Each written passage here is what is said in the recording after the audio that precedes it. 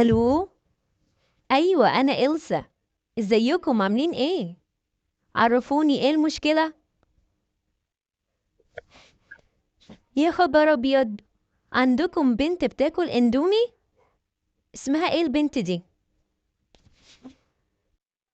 هي مش عارفه ان الاندومي دوت مضر جدا بالصحه، وكمان ممكن يوجع لها بطنها. بتقول بتحب طعمه قوي. طب هي ممكن تقول لماما وماما تعمل لها زيه في البيت.